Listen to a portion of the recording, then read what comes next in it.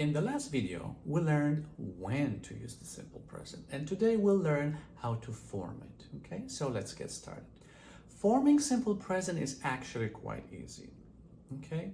All we have to do is to use the base form of the verb, the one we see in the dictionary, okay? And then we have to remember that in third person singular, we have to change the ending of that verb. So for example, I speak English, you speak English, he, she, it speaks English, we speak English, and they speak English, okay? So, as you see, we used speak in most cases and only speak plus s in third person singular, okay? In fact, we add s to most verbs, okay? That's the biggest group of the verbs when we talk about third person singular, okay?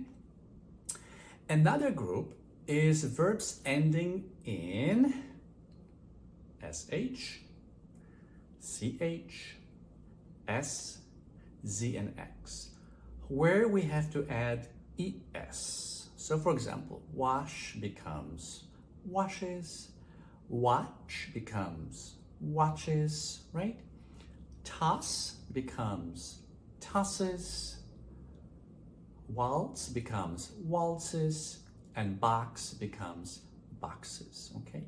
Third group is verbs that end in y, okay?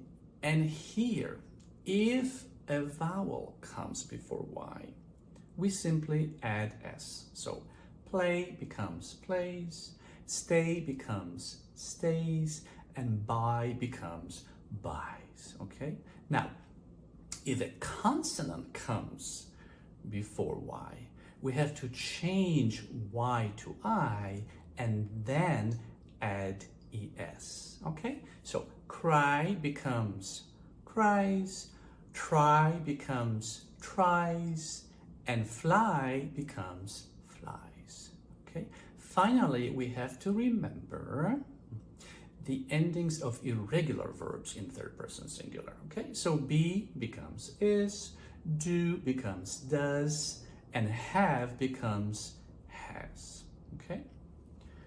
To form negative statements, okay, we have to use do or does and negative particle not, okay?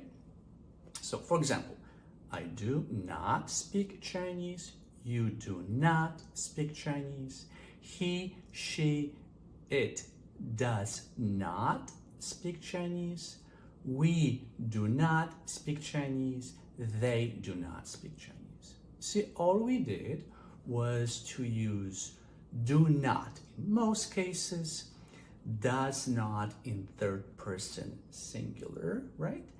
And we didn't even have to worry about the endings of the verb in third person singular, okay? Now, if we know how to form negative statements, forming questions is actually quite easy. All we have to do is to use do or does in front of statements, okay? So for example, do I speak Russian? Do you speak Russian? Does he, she, it speak Russian? Do we speak Russian? Do they speak Russian? Okay? Again, all we did was to use do in most cases and does in third person singular. And again, we did not have to worry about the endings of the verb in third person singular. Okay? So we've come to an end. If you've enjoyed this video, please subscribe and then feel free to post any questions and comments, and I hope to see you soon.